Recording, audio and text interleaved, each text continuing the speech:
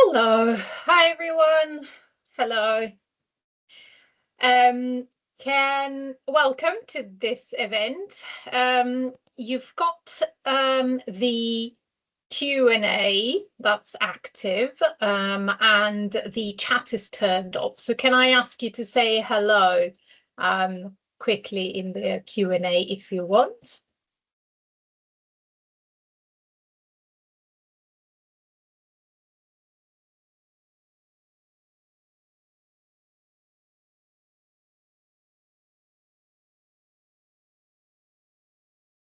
You should be able to find the Q&A. Hello, Elia. Just in your hi. Okay, perfect. Lovely to see you, everyone. We are on Teams, which is a bit different than usual, I guess. But thank you for being today, for attending. We're going to do a webinar on the topic of preparing for the oral exam.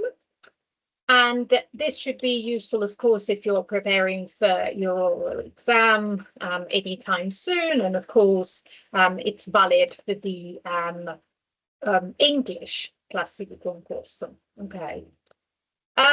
This is my screen, so you should be able to see that. Okay. Now, welcome to today's webinar. Just to give you a little overview, I'm going to be giving you, just to start, a few tips for presenting your lesson plan with and without visual support, because as you know, some people unfortunately are not being allowed to use visual support, which is unfortunate. However, it is what it is. Okay, so I'm going to give you a few tips for that. We're then going to do, for the bulk of this webinar, a commentary of a real lesson plan, which a few of you have sent me your lesson plans. I've selected one of a very kind person that sent it to me. We're going to discuss the pros and cons and all of that. And then we're going to do a final Q&A. Okay. I'm just going to stop sharing for a second, just to see if we have any issues over here. No problems, all good. Nobody's raised their hand, but you always can if you want to, of course. Right, so a little bit of housekeeping. You will have access, of course, to the Q&A of this session, where you can post any questions that you have. I'm going to try and get to the Q&A every so often during the webinar, but mostly towards the end. As you can see, your video and microphone is off, as is the chat, and that is to allow you to concentrate on the content without getting continuous notifications. We are recording this session, as you can see, and the recording will be available tomorrow. If you registered for this, you'll also get an email with it. But we will be putting it on YouTube together with the slides of the session tomorrow morning. So on YouTube, on the channel, you can subscribe, and then you can get a notification tomorrow. Now, let's dive in, I think. Okay. Tips for presenting. Now, you know that at your oral exam, you will have to present a lesson plan. Some of you with a presentation and some of you without, because it's been a requirement in some areas of Italy. We'll get to that later. But broadly speaking, when it comes to presenting your lesson plan, regardless of the phrasing in the traccia, because some tracce have said lesson plan and some tracce have said lesson or learning activity, some tracce are in Italian entirely. So regardless of that presentation, of that phrasing in the lecture, unless you have some kind of specific information about how many lessons you have to plan. Normally, people tend to plan between 2 and 3 lessons, 2 and 3 hours worth of content. When you're presenting your lesson plan, something that we've seen that really works is introducing the structure of your lesson so that you can give your audience a map of where you're going. If you have questions, please raise your hands or put them in the Q&A. Another tip that I have for you is to rehearse, of course, before you go to the presentation. So take some time to try and present a lesson plan in 10-15 minutes. If you can, record yourself and then listen to yourself, which I know it's gut-wrenching, but it can be a really, really useful exercise.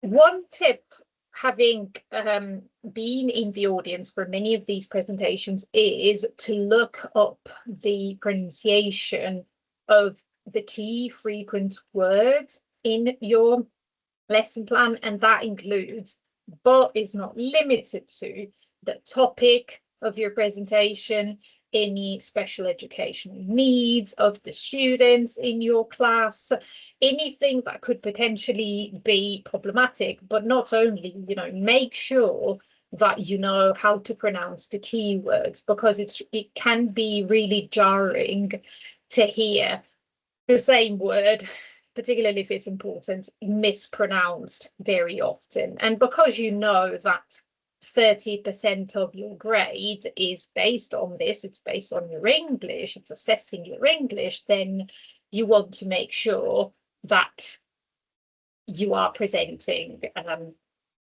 as well as possible, considering the nerves and everything. While you're presenting, you may get interrupted, you may not, depending on your committee, but you may get interrupted because of follow-up questions, because of corrections, because they're asking you to hurry up. So be ready for that. How do you answer? You can rehearse this. What can you do to pick up from where you left off? For example, if they interrupt you to ask a clarification question, how do you go back and focus again? What words would you use? Rehearsing this is going to create more confidence for you. And on that note, be ready to get to the point. We have heard from some teachers that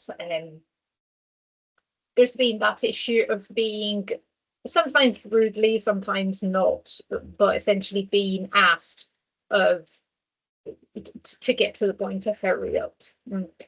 Which, yes, I disagree with, but if it does happen, be ready to get to the point. And the point in this instance is essentially talking about the procedures, so the activities that you do, and the assessment.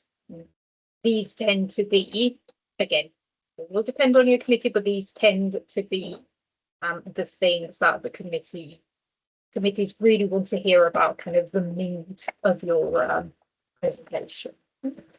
Another sort of small mistake that I have seen at times is candidates taking things for granted.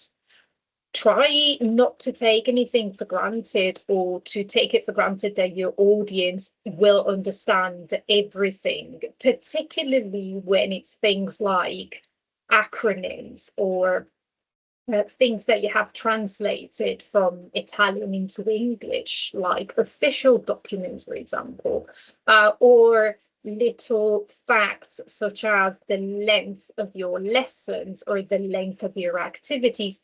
Be as clear and as explicit as you can, which is why I think rehearsing and recording yourself can come in really handy. And if you don't want to listen to yourself, that is fine. You can just record yourself and get a transcript of that presentation and just read through the transcript and put yourself in the shoes of an audience member. Would you understand everything that is being said?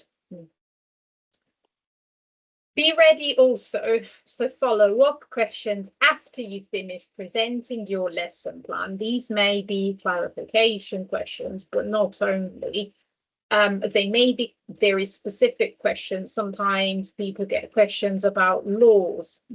These may or may not be related to the lesson plan specifically. Sometimes they are, not always, but they can be. And if you struggle with the terminology to do with laws, you can refer to the updated course on lesson planning, which I know that a lot of you are doing. So if you haven't found it yet, you will find a whole unit about this with all of the translations that you need and kind of the key references that you need and how to talk about these things in English in a fairly straightforward way. Another tip, I think this is useful for everyone, because when we're nervous, we can find it difficult to find our words. Yeah. Memorize a few transition phrases. So when you're presenting, how, for example, do you open your presentation? How do you organize your ideas? Make sure that you organize your ideas. Make sure that you signpost this. Because put yourself in the shoes of an examiner. They're essentially an audience member in that moment, right? When you're in the when I'm in the audience, I think about this. When I'm in the audience at a theatre, for example, I want to understand what's happening, right? And so it's really good if you can make this as easily as possible for your audience. Things like, how do we move on to a new slide or a new topic? So using phrases like, moving on to the procedures of my lesson, I would organize it by blah, blah, blah. Or moving on to the next slide. Hesitating. So, for example, when you're starting off, you get a question, for example, and you're not exactly sure how to answer. Well, off the top of my head, I would say, kind of gives you a few seconds to breathe and organize your knowledge that you're going to say. Moving on to the slightly specific case, I guess, of the people that are being asked to present a lesson plan without using any visual support. First of all, I empathise, because this is not an easy task. It's a really, really odd choice. The one positive thing is you're saving time, because if you've done the exam before, you'll know that a lot of the time, when it comes to preparing the lesson plan, is to do with designing the presentation. Yeah. And a lot of that is to do with finding specific activities and then putting the references in and putting pictures in there.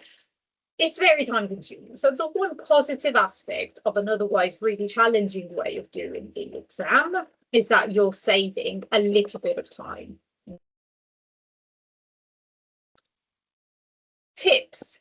What do you do when you're asked to go to the exam and you can't use anything?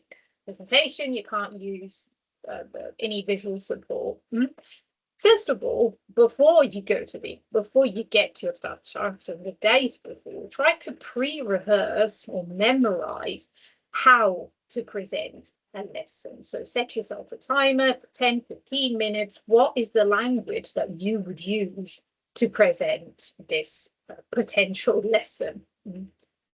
The second thing you can do is use mnemonics, because you are going to have to memorize pretty much all of this. Not that I would recommend necessarily memorizing every single word. That's a very difficult thing to do in just 24 hours.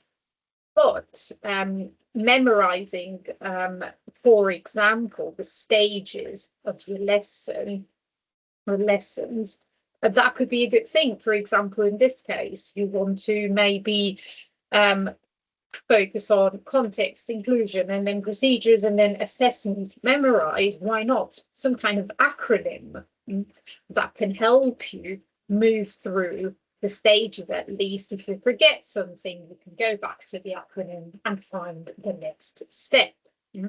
I would suggest doing this well in advance of the day of the exam. In terms of how you plan, you don't, unless your memory is a lot better than mine, you don't have the luxury of having 4 lessons, so 4 hours worth of lessons with 5-minute long activities. That would be so many activities. And so I think a good strategy would be to plan fewer activities, bigger blocks, longer blocks, 15, 20, 25 minutes, longer blocks. And then that way, that minimizes the number of total activities that you have to remember. Another way of helping your memory, in a sense, is to use an established structure that you feel comfortable with. For example, ESA. A lot of people use ESA. I don't have any strong feelings about ESA, but use an established structure, either that you know because you've studied it or that you know because you've used it. Here, I think it's even more important to give the audience, as you start, an overview of your lesson plan, because don't forget, your committee members won't find it perhaps as easy to follow you as they would if there were visual support, like slides, like a PowerPoint, yeah, because they have nothing to look at. So I think signposting here becomes even more important, and again, along the lines of the tip of not taking anything for granted, not taking comprehension for granted, give them an overview of what you're going to talk about, and then keep reminding them.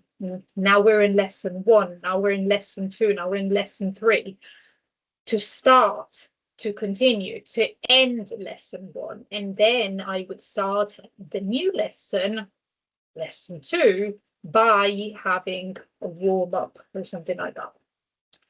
The more you can clarify things, the easier it will be for them to understand. Another tip, of course, is somewhat obvious, but it has to be said, is use activities you know well, and use activities that you will find easy to explain. Because there are activities, I'm an example of that, whenever, for example, I have to explain how you do a jigsaw listening, a jigsaw reading, I find it really difficult. I'm not going to lie, compared to other types of activities that are much easier to explain. That is one thing for me. It's probably my idiosyncrasy, but each person has their own. And if you use activities that you know well, that you've done in class, you are much less likely to panic when you are in the exam. If you can, I would suggest also, unless they give you, so if they give you some freedom to, for example, the year that you're working with, or if you are lucky enough that you teach in the type of school that is in Viracha, draw on an actual group that you know. This is valid even if you have visual support, of course, but if you don't, it's even more important that you help your memory as much as you can. And if you draw on an actual class that you have, then there is no issue with the memory because the class exists. You don't have to create anything new. It will simplify the demand on your brain when you're presenting the context and inclusion section at the beginning of your lesson plan, right? Try to create a mental picture. So what I would like to see, if I were in the audience for this, is something that I can picture. So not something abstract. I'd like to be able to imagine what the lesson looks like. So try to paint that picture for them. For example, describe what the students are doing. The students work in pairs on their worksheet. What materials are you using? What is the teacher doing? So I would be walking around the classroom, monitoring the students' work and giving them tips. So you want to create that mental image to make your lesson plan all the more effective, I think.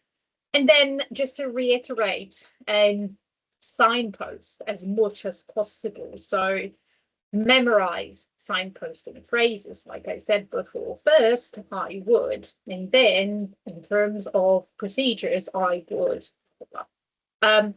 Because you don't have any visual support, I suppose the little visual support you can use is your fingers, and so try to use them like you would in the classroom. To, for example, show them the steps that you are following. Yeah, lesson 1, lesson 2, lesson 3.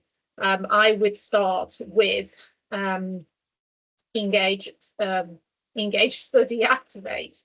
And then, for example, today we're going to look at a lesson plan that divides some of these stages into 2 sub-stages. So, for example, if study stage 1 and study stage 2. You can use your fingers, you can make sure that you signpost as much as you can so that your audience members always know at what stage of your presentation you are. Okay. Right, I'm just going to stop sharing for a second to get a little bit of a drink.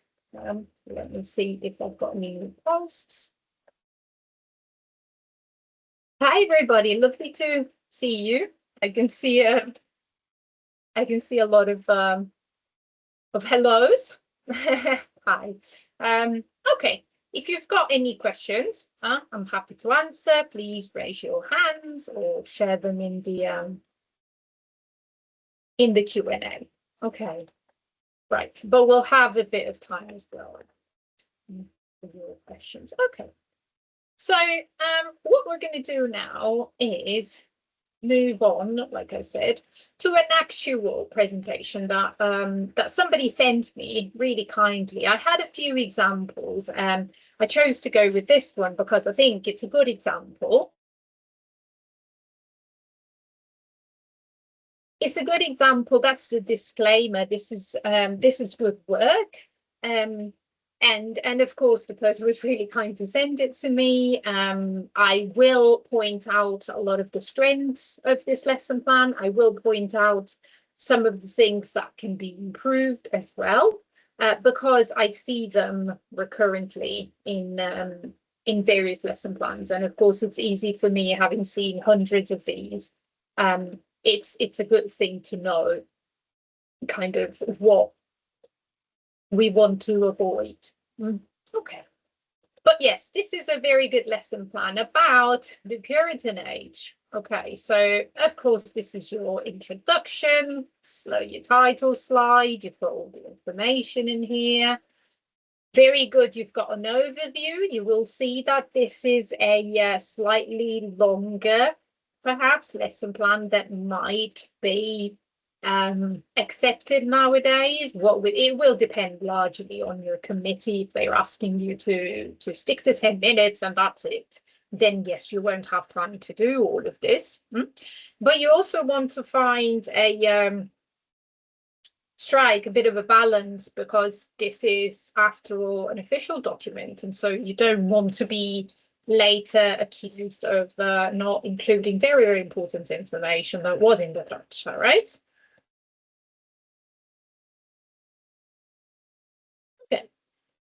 So always good to give an overview. That's what I was saying before, whether you have to do this just orally because you don't have a presentation, or whether you have a presentation, do this. Okay, great. So we start with the context slide. I've removed, as you can see, some of the identifying some of the identifying details. Okay, but this is very thorough, very complete. As you can see, we've got the location, the type of school, the class profile. Please make sure that you copy these correctly from the Traccia. I've seen it too many times, people not copying them correctly. So we've got some information about inclusion, which is then expanded on. We've got the CEFR level, mixed ability class, B1 to B2. Try to be realistic with this, as you probably can imagine. behavior and motivation, sometimes the teacher give information about this, sometimes they don't. Whether or not you include it will depend largely on how much time I think you have. Time of the year, that's good information to give. Timing in general, environment, because again, the teachers sometimes want to know which environment, so to speak, they are going to be included in your lesson plan. Remember, it's a small thing, but remember to include slide numbers in the slides because it always helps keep track of where you're going. You will notice that the laws are translated into English. The second one, yes, maybe it's half English, half Italian. I don't see much of a problem with this. You will want to find information about your specific committee. What are they looking for? If you're not sure, you give them in English and in Italian, and then that way you know that you can't be making a mistake. This lesson has a slide for prerequisites, which I think very cleverly divides them into knowledge and skills. Yeah. So students being familiar with some knowledge, some key concepts, and the students being able to do certain things. One piece of advice is be careful, make sure that your prerequisites don't overlap with your aims. Okay. So, for example, if I say that the students are able to use all the digital tools involved in the lesson, then I can't be claiming that my aim is for the students to learn how to use those tools in the lesson, because they'll already be able to do that. Okay, so this is one of the things you have to do after you finish drafting your lesson plan or whatever your script for the lesson plan that you're supposed to present without visual support. Go back and double check the prerequisites and the lesson aims. We'll do this, by the way, in this webinar. We've got some, so you can see these are the prerequisites and these are the general aims. Very well done that this teacher remembered to put in the reference of the Linee Guida per il Licei. Obviously, you can translate this as well, national guidelines for the Licei. The law needs to be there, the reference needs to be there. This is quite, obviously, it's quite thorough on the one hand. On the other hand, it's a long list. So one thing you can do, if you want to have a list this long, is to highlight some keywords, much like I've done here. Because it was a long list, right? There's a lot of text. And why am I saying this? Because, you want to make it as easy as possible for your audience.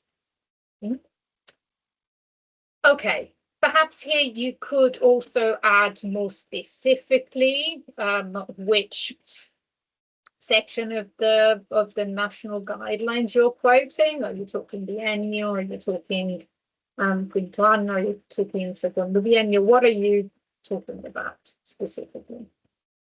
And then we've got the separate descriptors. These you can't really miss. Okay.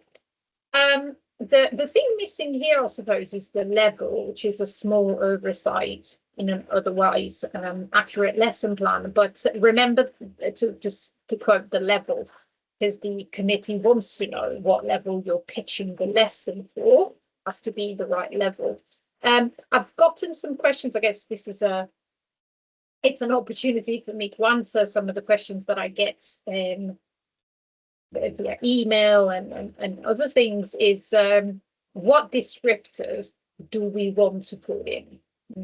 Do we want to put in the general ones, like the overall ones, or some more specific ones? For example, not the general one about oral production, but the specific one about addressing an audience. Let's say I was talking about a teacher, I was talking with a teacher about this the other day.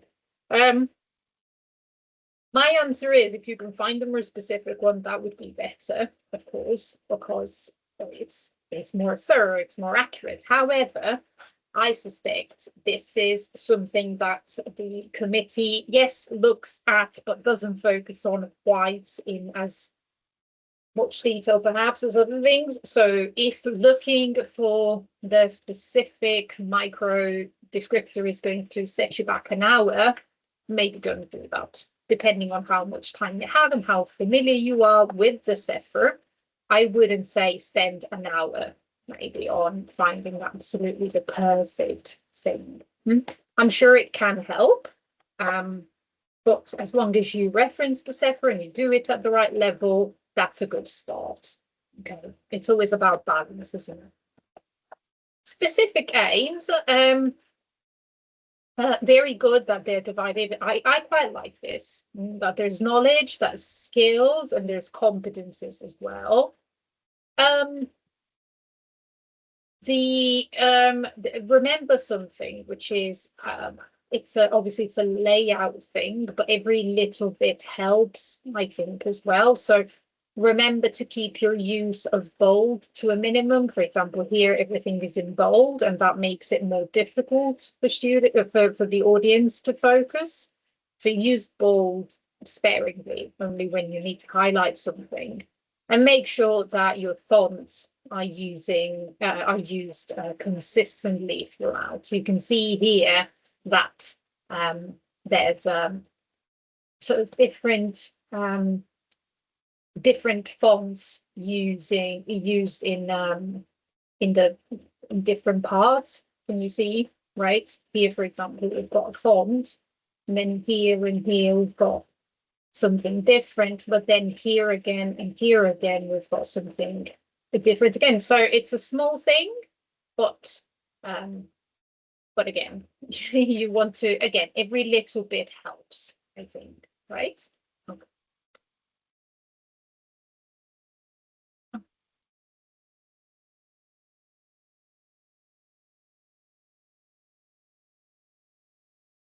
If I move on to the key competencies here, it's obviously this is a good thing that you're doing, right? To cite the European key competencies for lifelong learning.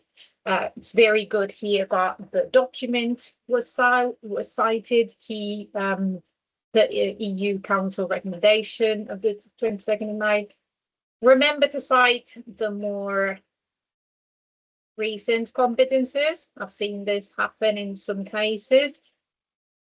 I would also recommend not over-promising, not oversighting. So here it says it involves 5 out of 8.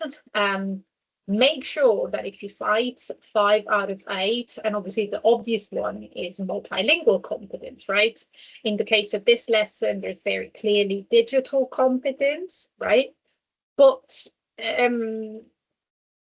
make sure that they are actually developed, yeah? There's an issue as well with literacy. Make sure that they are actually tackled, because you don't want to open yourself up to difficult questions like, okay, but how does this lesson plan really develop citizenship, for example? So whichever you cite, be able to answer this question. Make sure that you're ready to answer this question. If you're not ready to answer this question, then it's a good sign that you have to get rid of it. But multilingual competence has to be there at a minimum, I think. Another really nice slide, I quite like this, about anticipated problems and suggested solutions. You want to include this only if you have the time. So I think if they give you 10-15 minutes, you won't have the time to do this, or at least you won't have the time to read through this. But it is good even just for yourself to think through these things. Yeah. Sometimes the committees, the tracce, give you information about, for example, there being small groups of students that are demotivated, students who don't engage with the lessons and things like that. Like I always say, whatever information they give you in the traccia, it's a sign that they want you to focus on this, or at least mention it as you discuss the lesson. And so if you have information like that, you want to show that you've taken you've taken into account, you've thought about it as you developed your lesson plan. Remember to run a spell check and a grammar check through the document so that you avoid things like fast finisher, get boring, which again, I don't think is a huge issue, but every little bit helps, like we said, yeah. There's also something to consider about the BYOD, bring your own device, because as you know, the rules have changed in the past year or so, and so that's been discouraged more recently, right? So think about whether you want to do this, and if you do want to do this, and if you do want to have your learners use their device, perhaps, you know, be ready to defend this. Explain, for example, how you do it in your school. Different schools have different internal policies. They receive these new recommendations differently. You may want to say that the devices are provided by the school, for example, to be on the safer side. But yes. Okay. One important thing. Okay, so we've got tools and materials. This one is a slide you can normally run through rather quickly. Don't forget the obvious things, like in this slide, for example, the interactive whiteboard is not mentioned. Make sure that you mention everything that you're going to use. So probably it's worth going over this slide as well after you've finished designing the lesson. Teaching strategies and activities. This is essentially a blueprint. This is a map of the 3 lessons. I think this is excellent. If I were in the audience, I would love this, because I've heard another 10 presentations already. I'm tired. I don't know what this new person is going to tell me. This allows me to see visually what's going to be presented to me. Very good, concise, visually appealing. It helps. I like to do it in a sort of kind of a road, like the image of a road or an arrow, something that suggests kind of direction from lesson 1 to lesson 2 to lesson 3. But yeah, I would recommend doing this if you have the chance to use slides.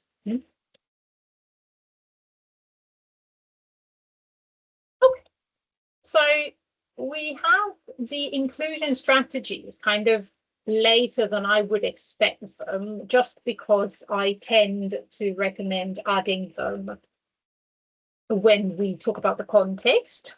But again, that's not to say that this is wrong in the slightest. It could make sense because you've already talked a little bit, you've given an idea of what the lesson activities are going to be. So saying this here might make it more contextualized.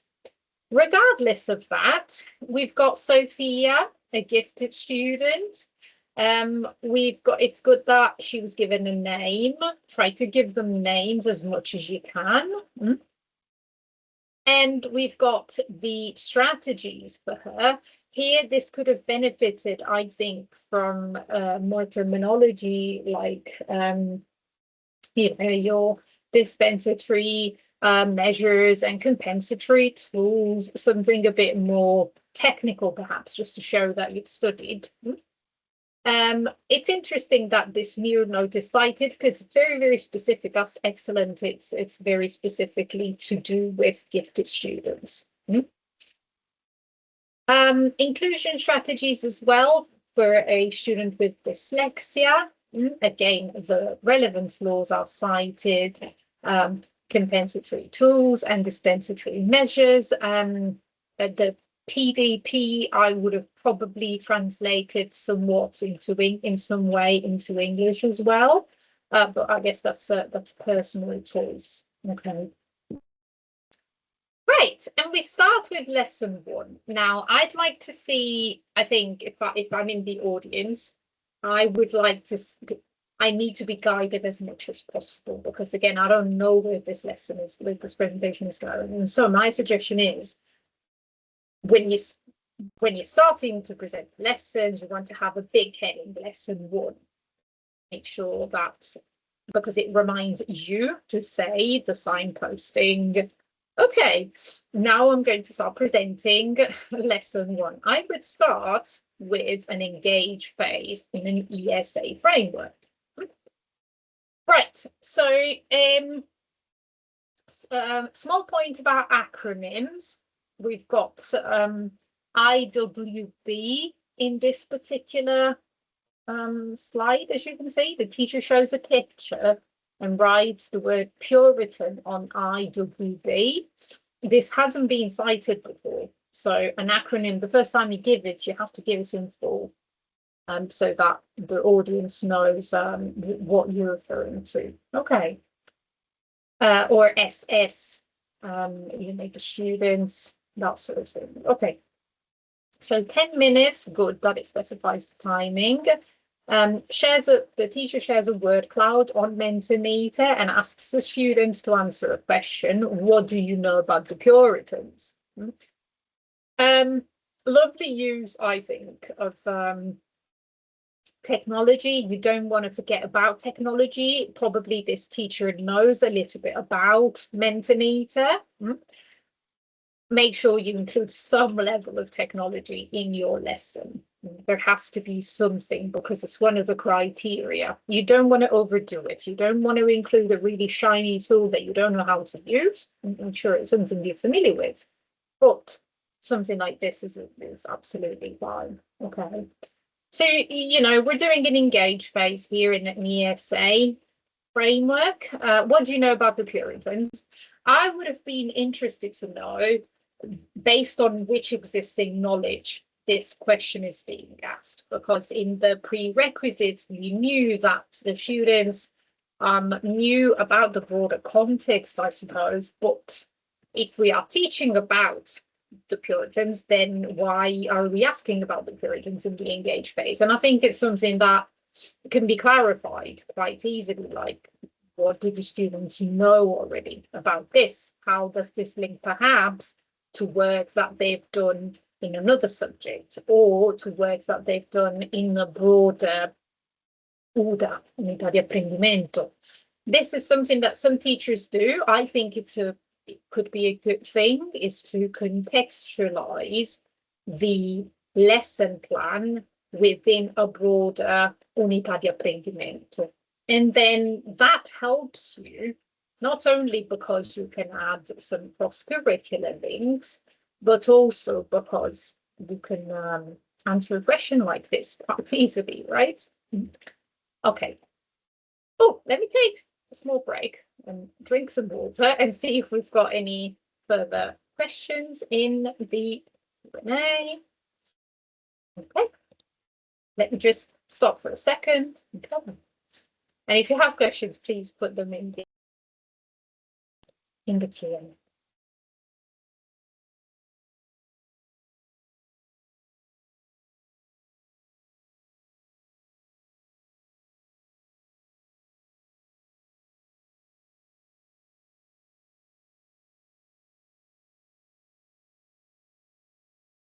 Okay, excellent. I think we're okay so far.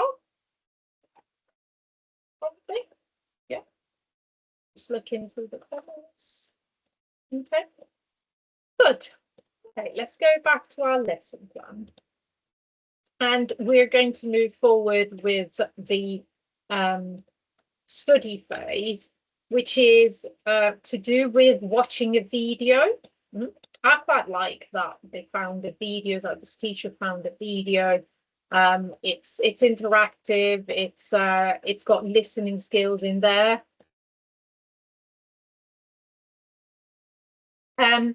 One thing I like when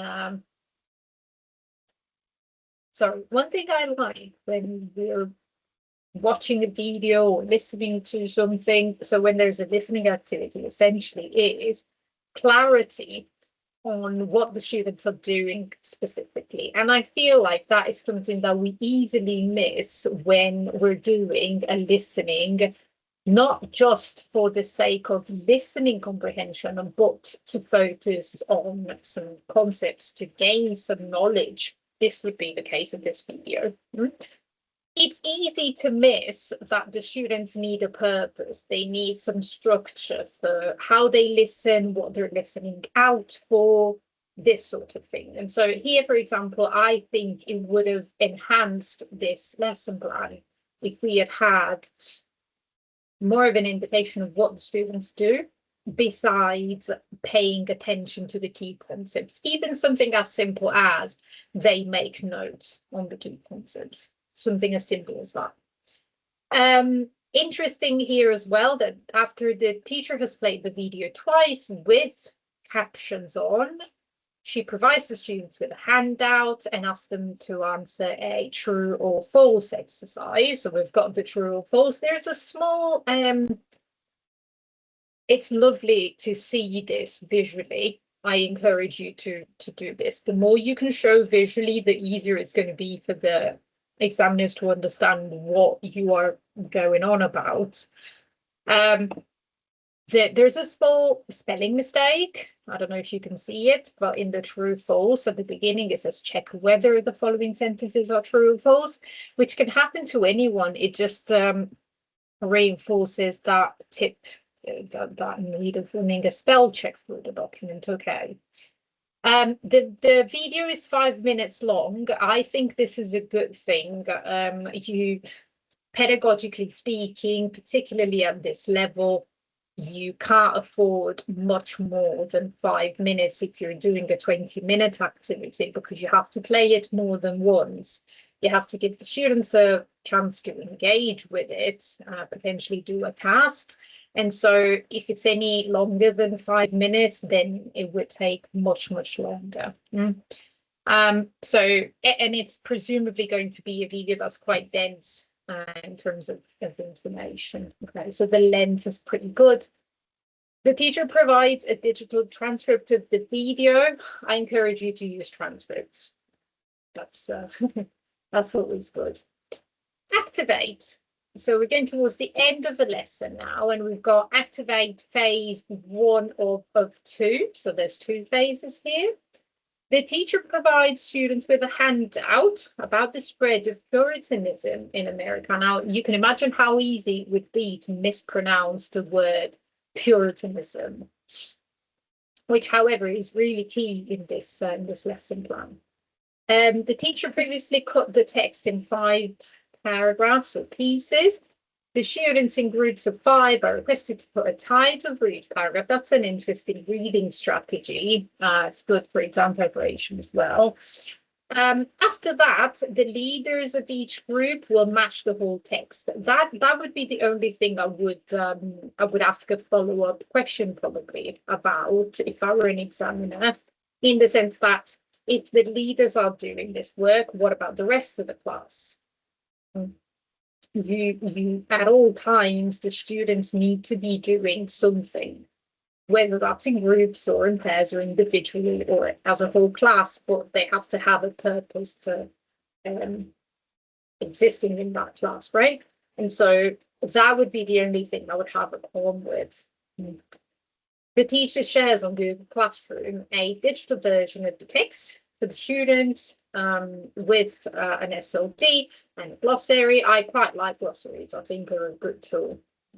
You can work with mind maps as well. They are quite like mind maps. It says the interaction pattern is teacher-student, and the teacher is acting as a facilitator. That could be conveyed a bit more clearly, I think. In what way is the teacher a facilitator? You know, she's prepared the materials, but how is she acting as a facilitator? And then the second part of the activate phase is after they've completed their task, the teacher provides students with a handout of the whole text. So presumably they check the accuracy reconstruction, and asks them to answer the multiple choice questions. They could say that this is a little bit repetitive, perhaps, because there was already a true or false with the video, but it's not exactly the same thing. This is a multiple choice. That is it's a true false, but they are still both activities that are not really open-ended. So there's one correct answer, and that is it.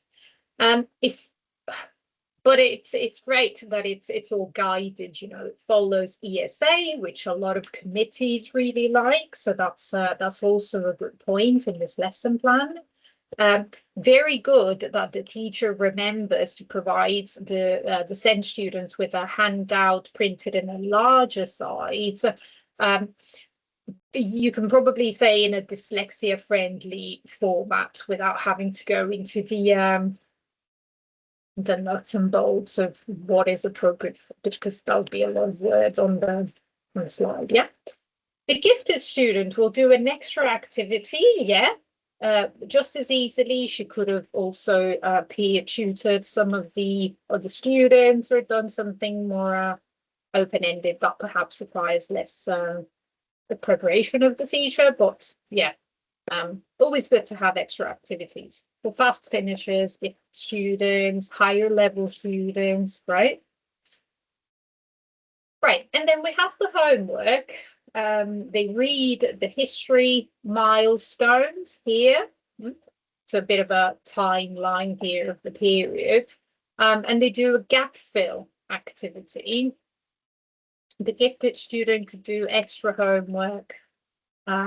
Perhaps that's quite a lot, just in line with the recent, I think it was a circular, wasn't it, about homework, about balancing, giving a balanced amount of homework and all that business. So I would recommend, yes, you know, if you believe in giving homework, be ready to defend it. You can add it, but be ready to defend it or justify it and whatnot, but give a balanced amount. Right, and this is very good. Again, the guided questions, you know, more guidance for the SEND student. Lesson 2, again, a bigger heading would help me present, like, see, okay, we've finished lesson 1, starting lesson 2. Again, we're using ESA. In the engage phase, the teacher writes a quote of a Puritan law on the whiteboard, explaining the strict moral code of conduct of the Puritans. Then she asks the students to do a quick thumbs up, thumbs down to gauge their reactions,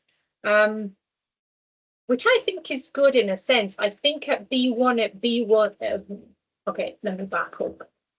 This is good because it's non-committal. It's lovely that the teacher is trying to gauge how much the students are understanding. It's formative in nature. It needs to be there because there's no point carrying on with the lesson if the students haven't understood the first thing in the lesson, right? However, 2 things. First, there's no, and this is a thing I see very often. It's probably a mistake I would make knowing myself, but there needs to be a stage where the homework is checked, and there isn't here. So if you give homework, you need to remember to either check it in the following lesson or explain to the committees in some way, shape or form how that homework is getting checked. That could be remotely. If the students upload something, you give them feedback online, that's absolutely fine. But one guiding light of your work and yes, your work as teachers as well is whatever the students are doing in the class or outside of the class, they need to have feedback on it. They need to know essentially if they were right or not. The other one is whatever you do in the classroom, you need to be able to tell how much the students have learned. whether that's how much they've understood, how much they've been able to do a task, how much they've developed their skills the way that you wanted them to, in line with your aims, whatever that is, but it has to be there. What I would question here is how this, and again, putting myself in the shoes of a critical, perhaps pedantic examiner, not something that I love doing, but I think it's something we have to do. Putting myself in those shoes, I would ask, how does this activity stimulate the students' critical thinking? It's great, I think, that we are mentioning critical thinking. Very important, particularly at this level. B1, B2, but how does this activity stimulate the students' critical thinking? In general, there's not a lot of speaking in this lesson plan in terms of discussion activities. There will be some speaking later in the third lesson, but there's not a lot of like discussions or pair work in which students or maybe there is, but it's not a major point. It's not highlighted as a key point. And I have noticed throughout the years that some committees take issue with there not being a specific skill in a particular lesson plan. Now, I never know what this skill is going to be because they come up sometimes with really random things, or at least they sound random to me. Maybe they're not, but for example, why wasn't there more listening? Why wasn't there more grammar? Why wasn't there more speaking? Maybe there was some, but not enough. And so I think maybe the safest way to approach this is to reach a balance of all of these things, have all of the skills covered if you can, so that they can't complain that you haven't covered one of the skills enough. In the same way as they could argue. They could argue different things, I think, but some committees argue that there's too much from the teacher, and other committees argue that there's too little from the teacher. Now, they might argue, for example, that in this lesson there's a lot of direction from the teacher, that the teacher explains things, but I think as long as you can justify, for example, here the use of lecturing, because it's essentially it's an explanation of the teacher, then you're going to be fine, but be ready to justify it. Yeah. Here I would have added perhaps a little bit of a discussion. Yeah. Relating the quote to the students' own experiences, to the students' own thinking. What do they think? How does this relate to their own lives, the lives in their families and things like that? That might start stimulating a little bit of their critical thinking. Okay. If we're talking about critical thinking, you want to make it explicit how exactly you are achieving this.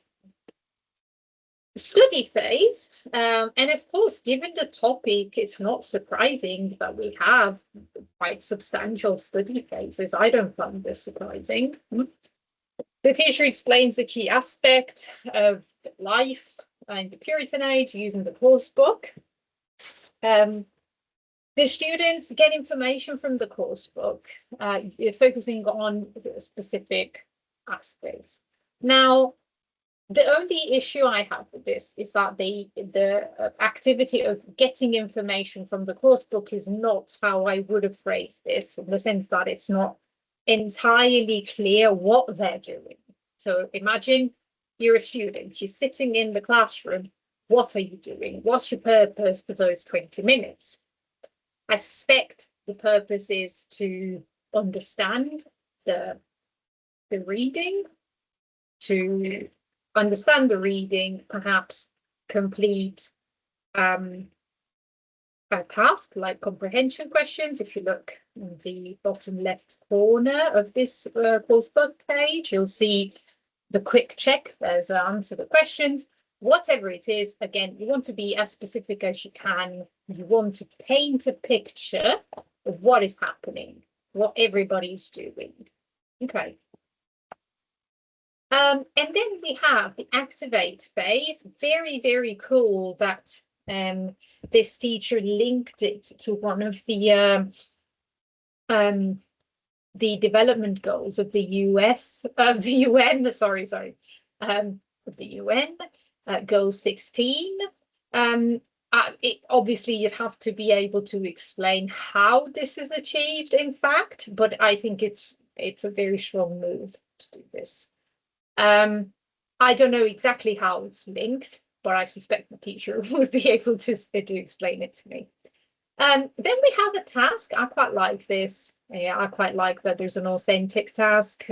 Whatever you can do to include an authentic task, do it, I think, because it's in line with competence-based learning and because of a whole bunch of other reasons. Anyway, the students are doing group works, so they're 4 groups. They are asked to create a short micro documentary of 5 to 7 minutes. This is brilliant, I think. I don't think it can be achieved in 30 minutes, but it can be achieved with follow-up at home, or it can be achieved with another extra time in another lesson. So the timing to me feels short, but the activity is nice. Also because you've got 4 groups focusing on 4 different things. Okay. I'd have liked to see what, which I can't see, yes. I'd have liked to see what software they're using, what specifically they're doing. So are they talking? Are they writing a script? Are they doing an animated video? I'd have liked to have more information, but again, perhaps the teacher would present this orally, right? Because you can't put everything on the slide.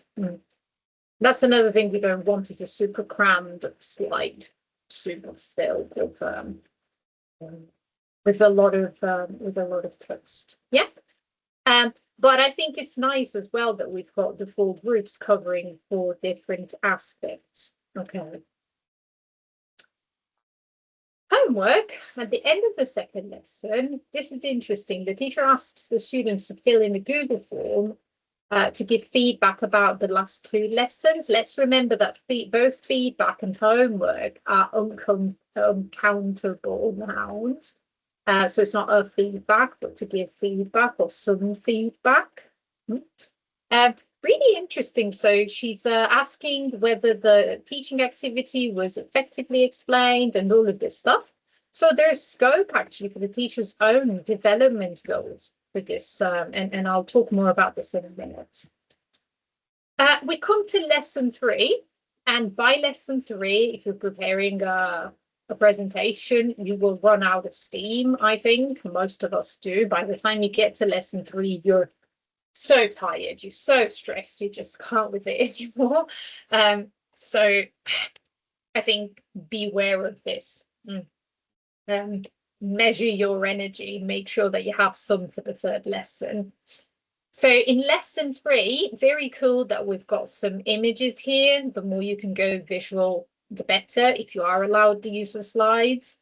We're in the computer lab, and each group presents their work to the rest of the class. So presumably the rest of the class are watching, because it's video documentaries, yeah. I'd like to see more prominent headings. I've said this before, but make sure your heading for the slide is more prominent. It's bigger, it's in bold, it's a different color. I don't know what, but make sure that it's bigger, because it helps signpost where you're going with your presentation. Right, micro documentary will be uploaded on Padlet.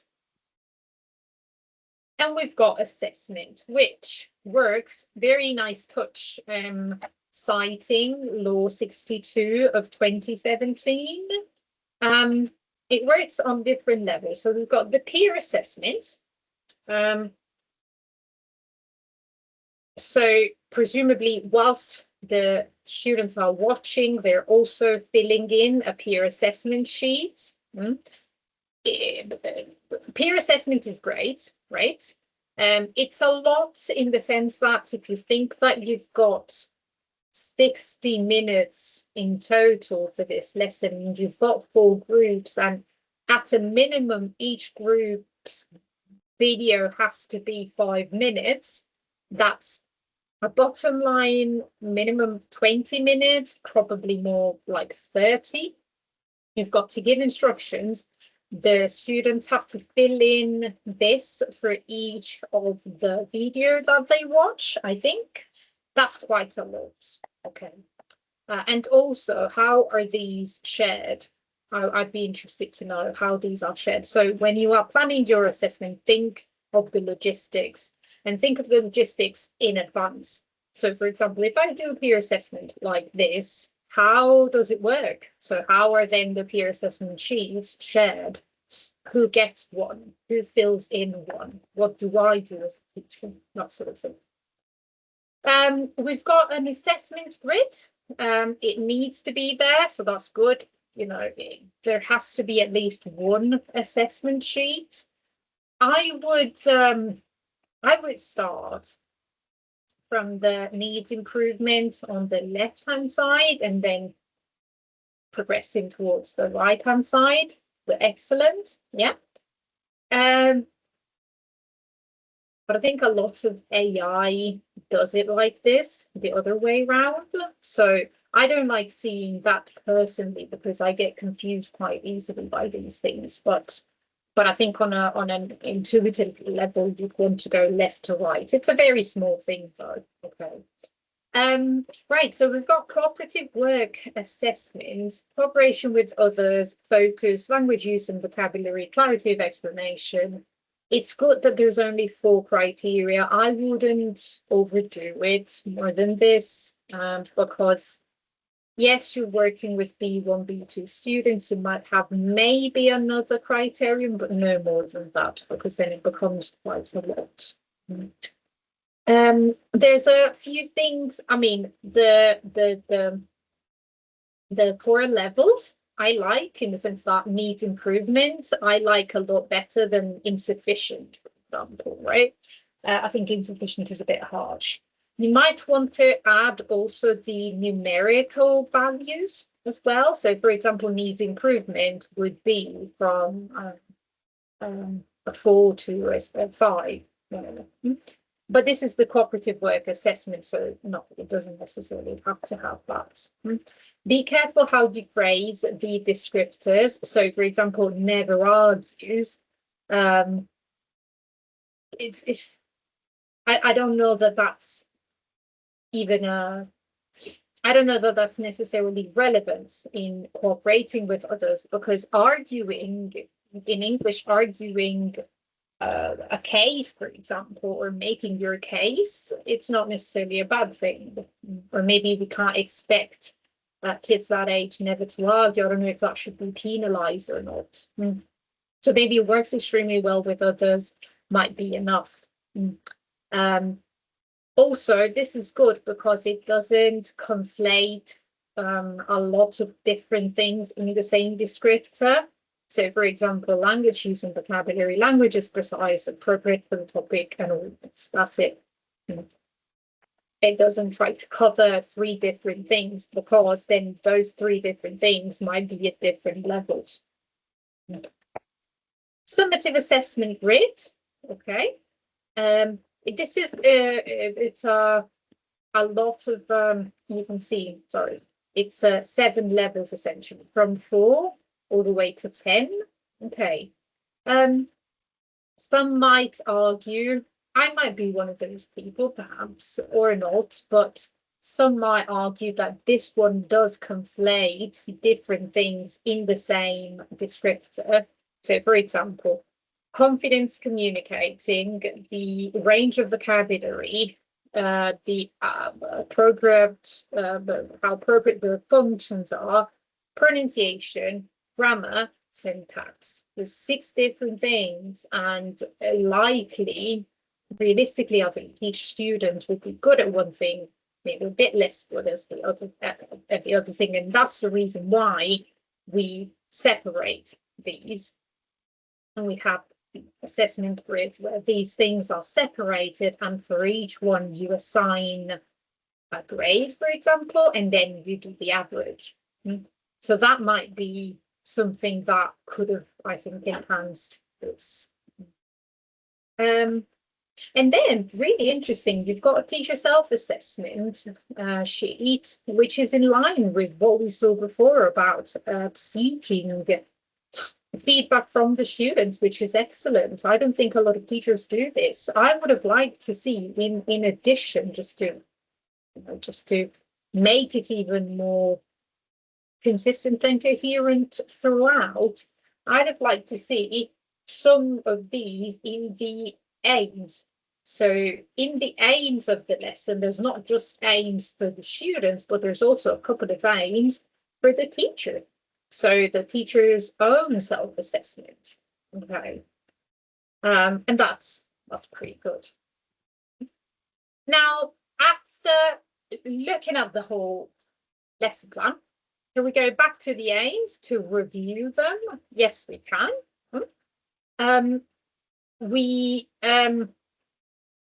We have knowledge of the religious, historical and socioeconomic roots, the Puritan age, migration to New England, establishment of colonies, Puritan values. Yes, we've covered kind of the knowledge part.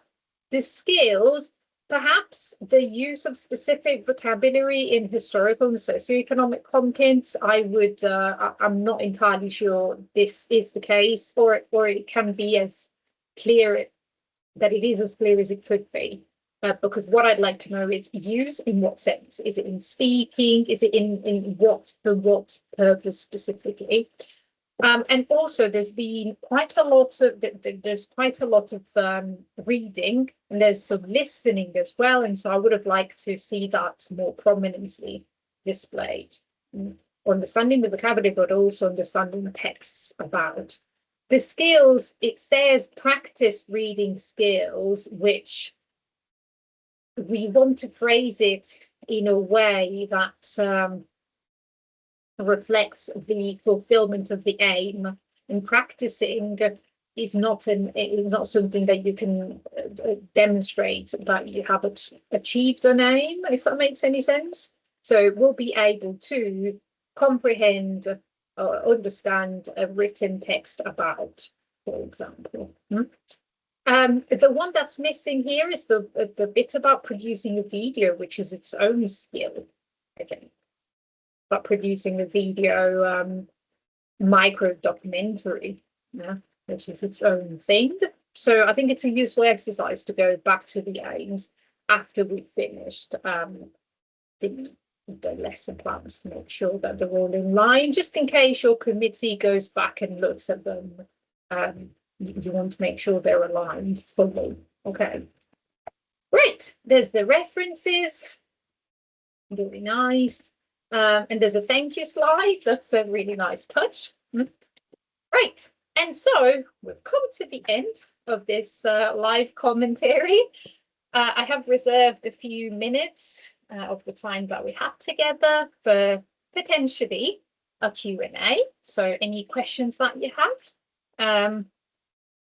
Stop sharing. Okay. Let me see what we have. All right. It's very unusual for me to talk this much. Okay. Right.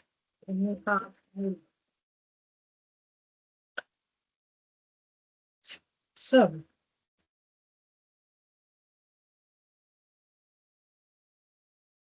Okay. So we've got one question from Raffaella, which is, at the moment, the tracce are very specific. For example, reading, skimming, and scanning. Would you change the general part? How many lessons would you do? And what about assessment? Raffaella, what do you mean by the general part? I don't understand that. That's the general part. I'm going to wait for your answer. Okay. Yeah, so reading, skimming, and scanning, you do a lesson in which you practice skimming and scanning, and that's what you do. You can I have done lessons which were kind of like strategy training lessons, if that makes sense. So in which you practice with a text and you do some proper strategy training. So the point of the lesson is to develop those strategies, right? So by all means, you find a text, I think, and you go on and you practice skimming and scanning, and then the students have to recognize these strategies. They have to try to apply them to a new text, because then that way they recycle them. How would I assess these? That's such an interesting question. I think, how do you assess strategies like skimming and scanning? They have to lead to comprehension, I think, right? So you can assess them by observing the students use them. You can assess them by having the students produce an account of what they've done. So, for example, after they've done of reading and you've asked them to use those two strategies, then they have to write a paragraph, for example, explaining what they did and how they arrived at their answers. This is very metacognitive in nature. I love that kind of stuff, but it's certainly an option. If you find yourself struggling, you assess them the same way you assess reading generally. Ultimately, these strategies have to lead to comprehension. So you can also just assess their comprehension. Would I change the general aims? No, I don't think that. Sorry, I don't like thinking. I don't like speaking before thinking when it comes to these things. No, I don't think I would change the general aims in any substantial way, in the sense that you'll find something about these things in the Sefer. You'll find more generically phrased aims about, for example, reading in the national guidelines. And to me, skimming and scanning are just two of a number of reading strategies that we implement. And so they all contribute to reading, right? As much as there may not be, which again, is not always the case though, but as much as there aren't, there may not be specifically phrased learning outcomes, for example, in the Educazione Nazionale, for example, there will still be stuff about metacognition and about learning to learn and reading. And so, no, I don't think that changes. That changes substantially what I do. That makes any sense. How many lessons would I do? Same, 2 or 3. Yeah, 2 or 3. Would I do only reading? No, probably not. I would still alternate it with a little bit of speaking. There could be a little bit of listening as well. I don't see why not. But no, it wouldn't change how many lessons I would do. Okay, I hope that addresses your question, Raffaella. If you have any follow-up, please let me know. Okay. Fabiola is asking, is the PDP necessary for the gifted student? It's an interesting question. It's not necessary, strictly speaking. So the scenario might be that A, they give you a touch-up with the gifted student and the PDP, then yes, it's necessary. Second scenario, they give you a touch-up with a gifted student, but no other indication, then it's up to you. You decide. Number 3, they give you a touch-up without any indication of a gifted student, and then it's up to you whether to include a gifted student and whether that student has a PDP. In this lesson plan, the teacher was of the idea that the student should have a PDP, and a gifted student can have a PDP, providing for specific measures to engage them, keep them on the right track. Which I agree with, by the way. Yeah, I think it's a good idea. Also, it makes things, it streamlines things for you. It makes things easier for you, I think, because once you have a PDP, then you've got those things in place and you just use them in the lesson plan, and it's unquestionable that they have to be used. Also, would you recommend writing the specific aims or goals of each lesson in the slide so as to visually show what we want to achieve by that activity? No. Broadly speaking, no, unless your traccia requires it, or you see that there's a huge focus on this in the traccia, or that you see that there's a huge focus on this in other exams at your committee. For example, they've asked follow-up questions about specific activities, like, okay, but what's the point of this activity? What is the purpose of this activity? However, bear in mind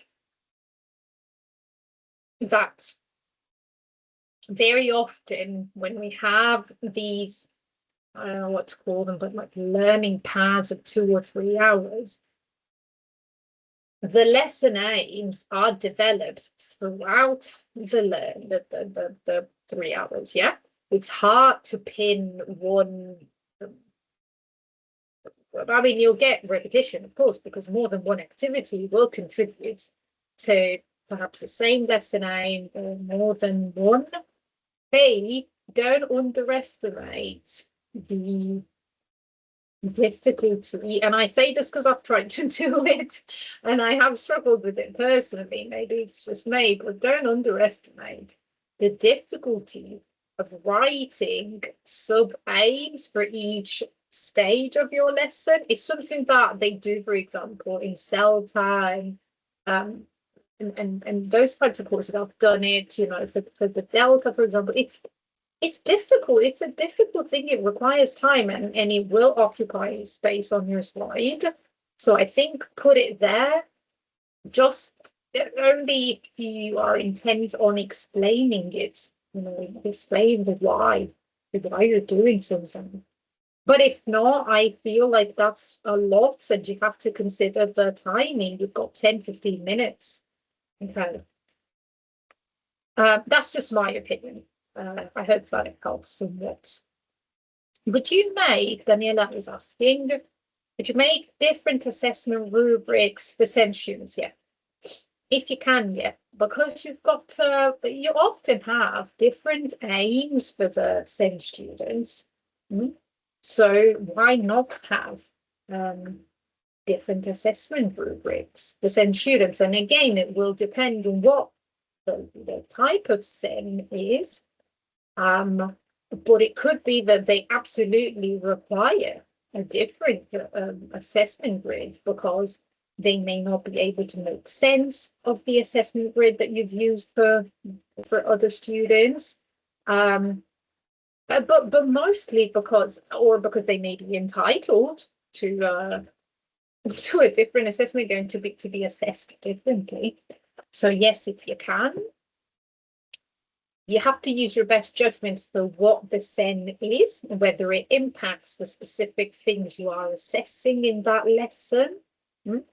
But if not, then fair enough. But for example, if you're assessing, let's say, let me think of an example. Yeah, you're assessing, let's say, a writing task, and one of your criteria is language accuracy, and you're detracting points for spelling, let's say. You may not want to do that if you've got a student with dyslexia. It's a very easy example, yeah. But it would be unfair if you've got in the PDP that this isn't going to be the case, then it would be unfair to have it in the assessment rubric. So I hope that makes sense. Yes, it's often a good idea, I think. What else do we have? Let's see. I think I've answered all your questions. Let me see. If you have any final questions, we have a couple more minutes. Yes, we've got a couple more minutes.